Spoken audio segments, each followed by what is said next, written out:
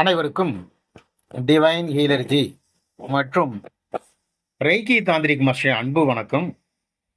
இன்னைக்கு நம்ம வள்ளலார் சொன்ன சுத்த உடல், பியூர் பாடி, டெத்லெஸ் பாடி அப்படின்ற தலைப்பை பற்றி இந்த காணொலியில் பார்க்க இருக்கிறோம். சுத்த உடல் என்பது வள்ளலார் சொன்ன மிக உயர்ந்த ஆன்மீக இலக்கு.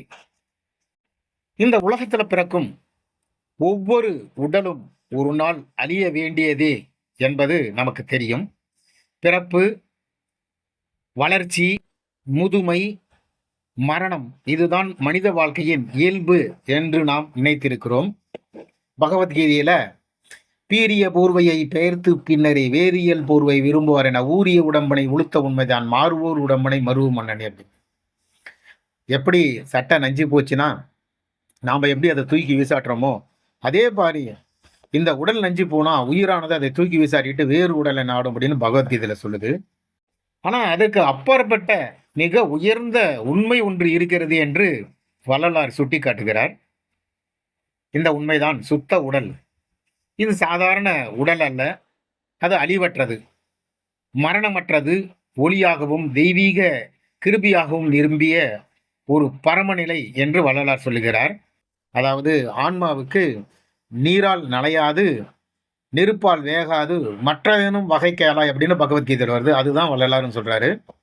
மனிதன் தன்னுடைய உடலை சுத்தமாக்கினால் அது ஒளியாகி இறைவனின் அருளோடு ஒன்றாகி நிற்கும் என்று வள்ளலார் சொல்றாரு. அவர் சொன்னது மட்டும் இல்லை, தன்னுடைய வாழ்நாளில் அதை செஞ்சியும் காட்டினாரு. இது யோகிகளின் தியானத்தில் மட்டுமே கிடைக்கக்கூடியது அல்ல.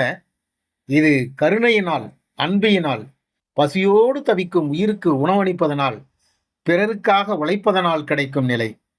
உலகம் முழுவதும் உள்ள அனைத்து உயிர்களையும் தன்னோடு ஒன்றாக காணும் அந்த பரிபூர்ண அன்பு, அதுவே சுத்த உடலை உருவாக்கும் அப்படின்னு சொல்லிட்டு வள்ளலார் சொல்றாரு. வாடிய பயிரை கண்டபோதெல்லாம் வாடினேன் அப்படின்றாரு.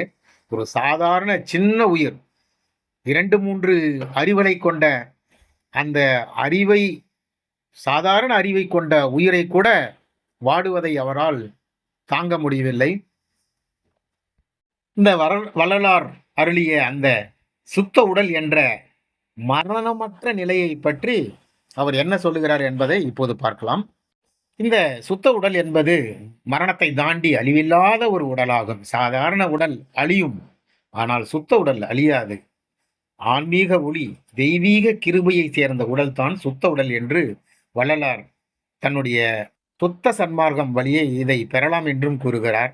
பசிக்காரனை போற்றுதல், பசிக்கு உணவு கொடுத்தல் சுத்த உடலுக்கான அடிப்படை கருணை என்று கூறியது மட்டுமல்லாமல் இன்றளவும் அவருடைய பெயர் சொல்லும் அளவிற்கு இது நடந்து கொண்டு வருகிறது. அவர் மூட்டிய அந்த நெருப்பானது இன்றளவும் பசியை தீர்க்கக்கூடிய ஒரு அணையாத நெருப்பாக இன்னும் இருக்கிறது. சுத்த உடல் உருவாகும் பொழுது உடலில் ஒளி பாயும். வள்ளலார் இதனை ஒளி உடல் என்றும் சொல்லுகிறார். சுத்த உடலில் வயதானது, நோய், சோர்வு ஆகியவை இருக்காது. இது பரம ஜீவ கருணையின் விளைவு அப்படின்னு சொல்றாரு. ஒரு சாதாரண பார்வைக்கும் கருணையுள்ள பார்வைக்கும் இடையுள்ள வித்தியாசத்தை ஒரு கதை மூலம் விளக்குகிறார். ஒரு கற்றறிந்த குரு ஒரு 35 வயது நிரம்பிய திருமணமான ஒரு இளைஞரை தனது சொற்பொழிவின் போது எழுந்து நிற்க சொன்னார். நீங்கள் ஒரு கடற்கரையில் நடந்து கொண்டிருக்கிறீர்கள். ஒரு இளம் அழகான பெண் முன்னால் வருகிறாள். நீங்கள் என்ன செய்வீர்கள்? அந்த இளைஞர் உடனே, அவள் பார்க்கப்படுவாள், அவளுடைய ஆளுமையை நான் பார்த்து பாராட்டத் தொடங்குவேன். உடனே குரு கேட்டார், அந்த பெண் முன்னேறிய பிறகு நீங்களும் திரும்ப பார்ப்பீர்களா என்று கேட்டார். அந்த இளைஞன் சொன்னான், ஆம், என் மனைவி என்னுடன் இல்லை என்றால் கூட்டத்தில் அனைவரும் சிரிக்கிறார்கள். குரு மீண்டும் கேட்டார், அந்த அழகான முகத்தை எவ்வளவு காலம் நினைவில் வைத்திருப்பீர்கள் என்று சொல்லுங்கள் என்று கேட்டார். அந்த இளைஞன், இன்னொரு அழகான முகம் பார்க்கும் வரை என்று புன்னகைத்தார். 5-10 நிமிடங்கள் இருக்கலாம் என்று பதிலளித்தார் மற்றும் புன்னகைத்தார். குரு பின்னர் அந்த இளைஞரிடம் கூறினார், இப்பொழுது கற்பனை செய்து பாருங்கள், நீங்கள் இங்கிருந்து செல்லும் போது நான் உங்களுக்கு ஒரு புத்தகத்தை கொடுக்கிறேன். உங்கள் வீட்டிலிருந்து 75 கிலோமீட்டர் தொலைவில் உள்ள ஒரு பெரிய பணக்காரரிடம் அந்த புத்தகத்தை கொடுக்க சொல்கிறேன். புத்தகத்தை விநியோகிக்க நீங்கள் அவருடைய வீட்டுக்கு செல்கிறீர்கள். அவருடைய வீட்டை பார்த்தாலே அவர் ஒரு கோடீஸ்வரர் என்று தெரிகிறது.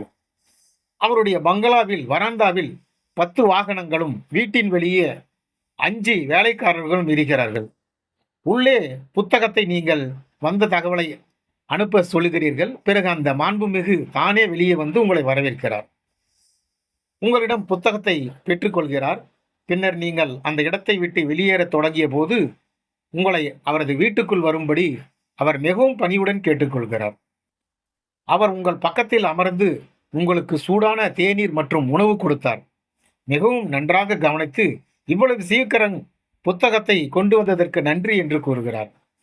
நீங்கள் திரும்பி வரவிருக்கும் போது அவர் உங்களிடம் கேட்கிறார், நீங்கள் எப்படி உங்கள் வீட்டுக்கு செல்வீர்கள் என்று. உடனே நீங்கள் புகைவண்டியில் செல்ல வேண்டும் என்று கூறுகிறீர்கள்.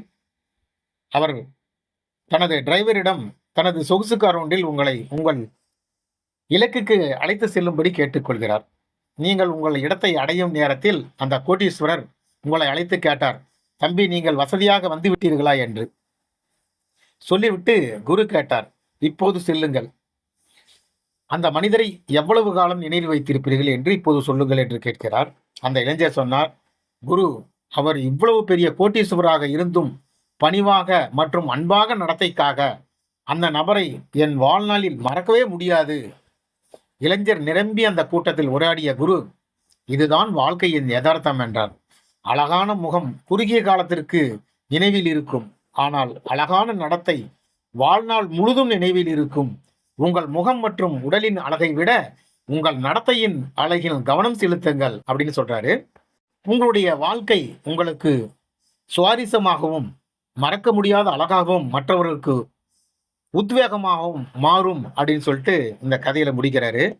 இப்படிப்பட்ட சுத்த உடல் பெற்றவர்கள் மரணம் அடைய மாட்டார்கள் அப்படின்றாங்க. எப்பொழுதும் நினைவில் நிற்பார்கள். வள்ளலார் சுத்த உடல் பெற்றால் பிரம்மத்தின் கலந்து விடலாம் அப்படின்னு சொல்லி சொல்றாரு. மனித உடலை இறைவனின் ஆலயம் என்று கருதி பராமரிக்க வேண்டும். இதைத்தான் திருமூலர் கூட உள்ளம் பெருங்கோயில் ஊனுடம்பு ஆலயம் வல்லர் பெறார்க்கு வாய்கோபுர வாசல் தெல்லத் தெரிந்தார்க்கு ஜீவன் சிவலிங்கம் கள்ளப்புலனேத்தும் காலாமணி விளக்கு என்று சொல்கிறார். சுத்த உடல் உருவாகும் போது அகம் அசுத்தம் அனைத்தையும் கரைத்து விடுகிறது. இது சாதாரண யோக பயிற்சி அல்ல, கருணை வழிபாடு. சுத்த உடலில் பசி, தாகம், தூக்கம் குறைவாகும். உடல் எளிதாக மென்மையாக காந்த கதிர்களால் நிறைந்திருக்க மாறும். சுத்த உடல் பெற்றவர்கள் தொலைவில் இருக்கும் விஷயங்களை அறிய முடியும்.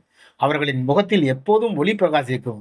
இதெல்லாம் முழுக்க முழுக்க வள்ளல் பிரான் தன்னுடைய வாழ்க்கையிலும் தன்னுடைய தோற்றத்திலும் நிரூபித்து காட்டியவர். சுத்த உடலில் உள்ளவர்கள் துக்கமோ தூக்கமோ அறியார். சுத்த உடல் அமரர் நிலை எனவும் அழைக்கப்படுகிறார்கள். இறைவனின் அருளால் மட்டுமே இது சாத்தியம். உலகை உணர்வின்றி வாழ்வது சுத்த உடலே ஆகும், நித்தியமாகும். வள்ளலார் தன் வாழ்வில் சுத்த உடல் நிலையினை அடைந்ததாக நம்பப்படுகிறது. சுத்த உடல் பெற்றவர்கள் உடலை விட்டு மறைவதில்லை. உடல் ஒளியாகி அதே ஒளியில் பிரபஞ்சத்துடன் ஒன்றாகிவிடும். வள்ளலார் சொன்னார், சுத்த உடலாகும் போது உயிரும் சுத்தமாகும். சுத்த உடல் பெற ஆசை, கோபம், பொறாமை போன்றவை குற்றங்கள் ஒழிய வேண்டும். கருணை, அன்பு, இரக்கம் சுத்த உடலில் அடித்தளமாகும். சுத்த உடல் நிலையை அடைந்தவர்கள் அனைத்து உயிர்களையும் தன்னோடு ஒன்றாக காண்பார்கள். சுத்த உடல் பெற்றவர்கள் விலங்குகளையும் உயிரையும் காயப்படுத்த மாட்டார்கள். சுத்த உடல் உணவு தூய சைவ உணவாகும். சுத்த உடலில் உள்ளவர்கள் இயற்கையுடன் முழுமையாக இசைந்திருப்பார். நோய் வந்தாலும் அந்த நோய் உடலில் தங்காது. சுத்த உடலில் இறைவனின் சக்தி நேரடியாக இயங்கும். சுத்த உடல் மூலம் ஒருவர் பிறப்பு இறப்பை தாண்டிவிட முடியும். சுத்த உடல் உருவானால் ஆத்மா விடுதலை ஏறும். வள்ளலார் இதனை மரணமிலா நிலை என்று விவரிக்கிறார். சுத்த உடலுக்காக ரகசியம் கருணை வழியிலான தினசரி வாழ்வாகும். சுத்த உடல் பெற்றவர்கள் உலகம் முழுவதும் அமைதி பரப்புவார். வள்ளலார் சொன்னார், சுத்த உடல்நிலைதான் இறைவனின் பரம அருள் என்று. சுத்த உடலில் மனம் எப்போதும் அமைதியாக இருக்கும். உடலின் சக்திகளை அனைத்தும் ஒளியாக மாற்றும். சுத்த உடல் பெற்றவர்கள் மனிதனை தாண்டி தெய்வ நிலைக்கு செல்வார்கள். இவர்களின் வார்த்தைகள் உலகத்தை பாதிக்கும் ஆற்றல் பெறும். சுத்த உடல் என்பது சித்தர்களின் இறுதி நிலை. வள்ளலார் சித்தர்களின் மார்க்கத்தை சன்மார்க்கமாக மாற்றி கூறியவர். சுத்த உடல் அன்பு, கருணை, அருள் ஆகியவற்றை சேர்க்கையாகும். சுத்த உடல் பெற்றவர்கள் மக்கள் புனிதர் என்று வணங்குவார்கள். வள்ளலார் வாழ்க்கையின் இறுதி செய்தி, எல்லா உயிர்களும் பசியின்றி வாழ வேண்டும், அப்போதுதான் சுத்த உடல் உண்டாகும் என்றும் கூறுகிறார். மேலும் வள்ளலார் இறுதியாக, சுத்த உடல் என்பது ஒரு சாதாரண ஆன்மீக கனவல்ல, அது மனிதனின் வாழ்வு எதற்காக பிறந்தது என்பதை உணர்த்தும் மிகப்பெரிய பதில். நம் உடலை நாமே பராமரிப்பது போல நம் உள்ளத்தையும் பராமரிக்க வேண்டும்.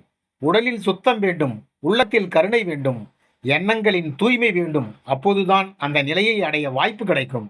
வள்ளலார் நமக்கு கற்றுக் கொடுத்த செய்தி மிகவும் எளிமையானது. உலகம் முழுவதும் எந்த உயிரும் பசித்திருக்க கூடாது, எந்த உயிரும் துன்பப்படக்கூடாது. அந்த அன்பும் இரக்கமும் நிரம்பிய வாழ்க்கையே சுத்த உடலுக்கான வாசல். இந்த நிலையை அடைந்தவர்கள் தனக்காக வாழ்வதில்லை, பிறருக்காக, உலகுக்காக, எல்லா உயிர்களுக்காக வாழ்பவர். அந்த வாழ்வுதான் மெஞ்ஞான ஒளி. அந்த உடல்தான் சுத்த உடல். நாம் எவ்வளவு அறிவு கற்றாலும், எவ்வளவு செல்வம் சேர்த்தாலும் இறுதியில் நம்மை நினைவில் கொள்ள செய்வது நம் அன்பும் கருணையும் தான். அதனால் நம்முடைய தினசரி வாழ்க்கையில் சிறிது சிறிதாக சுத்தத்தை வளர்த்து கொண்டால் ஒரு நாள் நாமும் வள்ளலார் சொன்ன அந்த ஒளி உடலை அடையும் பாதையில் செல்வோம் என்று கூறி இந்த பதிவை நிறைவு செய்கிறேன். இந்த பதிவு பிடித்திருந்தால் சப்ஸ்கிரைப் மற்றும் ஷேர் செய்யவும். நன்றி, வணக்கம்.